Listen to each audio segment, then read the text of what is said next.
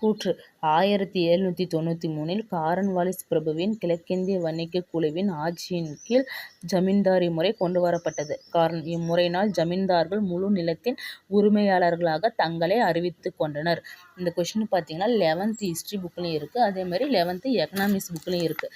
11th history புக்கில் பார்த்தீங்கன்னா page number 290 பக்கம் இருக்குது.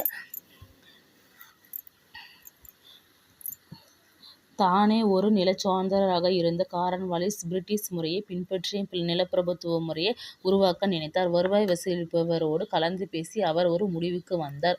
இது ஜமீன்தார் என்கிற இடைத்தரகர்களை உருவாக்கியதோடு பயிரிடுவோரை குத்தகை விவசாயிகளாக மாற்றியது. இயக்குனர் குழுவின் அறிவுரைப்படி வங்காளம், பீகார், ஒரிசா பகுதிகளின் ஜமீன்தார்களுடன் அவர் ஏற்படுத்தி கொண்ட அமைப்பு முறையே நிலையான நிலவரி முறையாக அறியப்படுகிறது.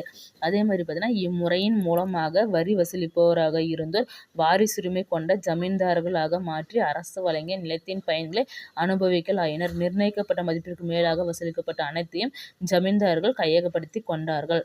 இதே கொஸ்டின் பார்த்தீங்கன்னா 11th எக்கனாமிக்ஸ் புக்கில் இருக்குது.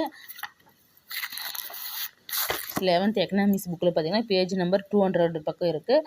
லார்டு காரன்வாலிஸ் 1793 நிரந்தர சொத்துரிமை சட்டத்தை அறிமுகப்படுத்திய பிறகு ஜமீன்தாரி முறையை ஆங்கில கிழக்கிந்திய கம்பெனி உருவாக்கியது.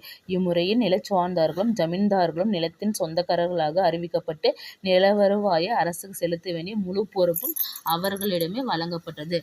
கொஸ்டின் என்ன கொடுத்துருக்காங்கன்னு பார்த்தீங்கன்னா